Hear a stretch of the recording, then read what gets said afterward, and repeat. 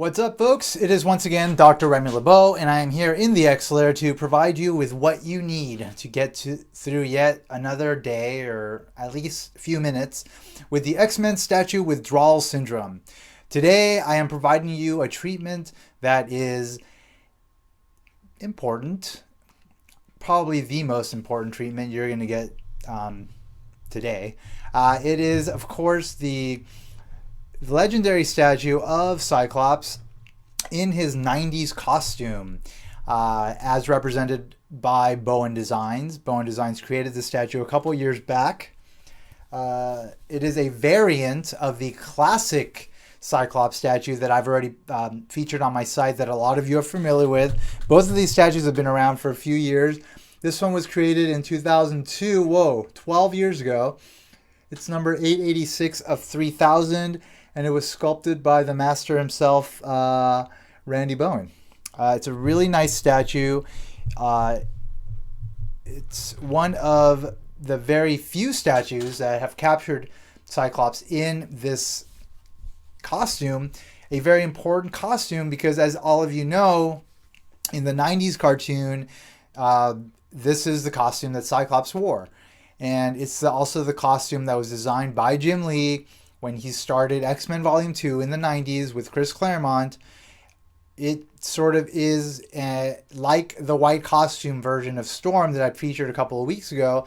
It is the iconic representation of Cyclops that a lot of fans identify with who first got introduced to the X-Men via the X-Men cartoon, which was, I think, the sort of the catalyst for the X-Men blowing up beyond comics in pop culture. So really important look for Cyclops, which is why, there's been a few statues of him made in this costume. One of the more notable ones is the Sideshow premium format Cyclops statue, which I bought but didn't really love, so I got rid of it because there were a couple of things about it I didn't like, but it is a legendary piece. It's a beautiful representation of Cyclops in this costume. And there's also been a Kotobukiya version of Cyclops in this statue, a Danger Room Sessions statue sculpted by Eric Sosa that was released maybe like 2 years ago now, which also captures him in this costume. There's been a lot of clamoring online by the fans of Bowen Designs to get them to make yet another version of Cyclops in this costume. Maybe we'll get that in the next few years if Bowen Designs renews their contract with Marvel, which is looking kind of fuzzy right now. We don't know what's going to happen. There's like barely any new statues in the pipeline for Bowen Designs and Marvel, so who knows what's going to happen there. But if the contract is renewed, I'd say that eventually we will get another version of Cyclops in this costume because people want it. That the demand is definitely there.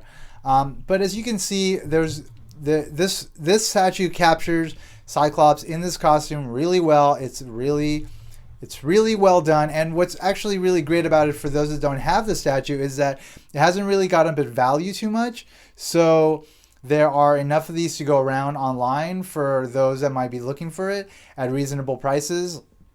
And it's a great addition to a set of like 90s statues if that's what you're looking to make, because there are quite a bit of statues of the X-Men characters in their 90s design out there for you because, like I said, it's like a signature period for the characters. It's when the X-Men cartoon went on. It's when, the fan base grew exponentially, I would say, for the X-Men. So I'm sure there's a lot of you out there that might be sort of collecting for the first time, and, this is definitely a great statue to start with. Really well done. All aspects of the costume sculpted really nicely. The boots and all the buckles and the straps on his legs, as well as the straps on his hands, done really well. There was a nice sort of dark navy blue used for the blue elements, which is a perfect choice because that's basically the color that we saw in the comics during that period. Then the yellow elements are like the classic yellow paints that are used for the various yellow elements of the X-Men costumes throughout the entire Bowen line. So there's obviously it's a very appropriate choice. It looks great, complements the overall design well, captures the design of Cyclops in this era extremely well. The belts with the rectangular X, and then of course like his communicator X on his chest are both done really well, as well as like this harness costume element that goes up his chest, down his back. Everything's sculpted really nicely. Then you've got the face that is basically the same face on the classic version of the statue. He's kind of in this pose where it looks like he's about to shoot his I-beam. So it's dynamic. A lot of people don't like the open mouth look, but I like it. It captures emotion. It captures frustration. It captures intensity.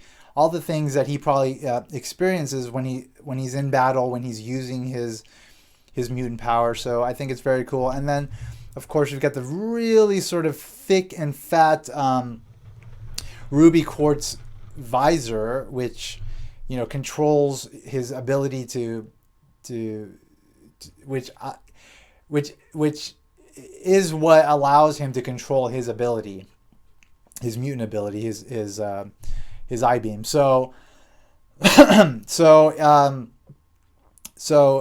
I like it. I think I've heard people online criticize it, saying that it's too thick or too wide or whatever, but I never had a problem with it. I like it, so it does what it needs to for me. This is one of the first costumes where Cyclops, part of his costume is at the top is sort of removed, and so we can see his hair. That was like a Jim Lee add-on to his design, and Bowen Designs did a really nice job of just kind of sculpting in hair and kind of giving it that flowy sort of dynamic quality, which looks great. So overall, the design is really nice. The paint job is really nice. All the design elements are nice. We've got a very simple silver base that could maybe have been slightly more interesting, but for some reason that seems to be what Bowen Designs feels is the color scheme that complements Cyclops statues well. Like the modern statue of Cyclops that I have, the astonishing version, also has a completely silver base.